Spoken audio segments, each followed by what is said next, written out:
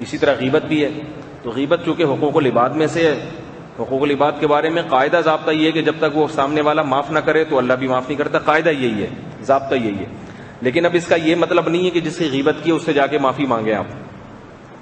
آپ نے کسی سے پیسے لیے تو جا کے پیسے دے دیں، اور کچھ معاملہ کیا ہے تو وہ سدھار لے. لیکن غیبت کا معاملہ اس سے مختلف ہے. آپ نے جب کسی کی غیبت کی تو آپ جب اس کو جا کے بتائیں گے کہ میں نے تمہاری غیبت کی تھی، تو وہ تب جائے گا، وہ اس کو تکلیف ہوگی، یار اس نے پتہ نہیں کیا بولا ہوگا لوگوں کے سامنے میرے بارے میں، تو اس سے اور تکلیف ہوگی.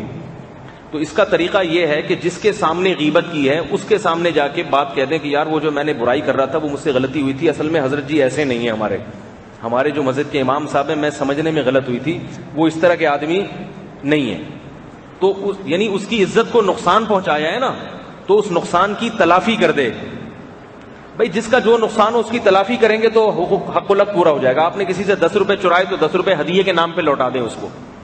تو مقصد تھا اس کی جیب میں 10 روپے پہنچ جائیں. یہ نہیں کہیں کہ میں نے چوری کیے تھے، اس لیے کہ پھر وہ جو آپ کی غیبتیں کرے گا نا پوری دنیا میں، وہ آپ افورڈ نہیں کر پاؤ گے. وہ کہے گا یہ چور ہے، اس نے مجھے خود بتایا تھا میں چور ہوں. تو مقصد کیا ہے بھائی، آپ نے 10 روپے چرائے، اس کے اب 10 روپے لوٹانے ہیں، تو اس کو یوں کہو کہ کسی موقع پر عیدی دے دو 10 روپے، میں آپ کو چاہ رہا تھا حضرت آپ کو 10 روپے ہدیہ دینا چاہ رہا تھا.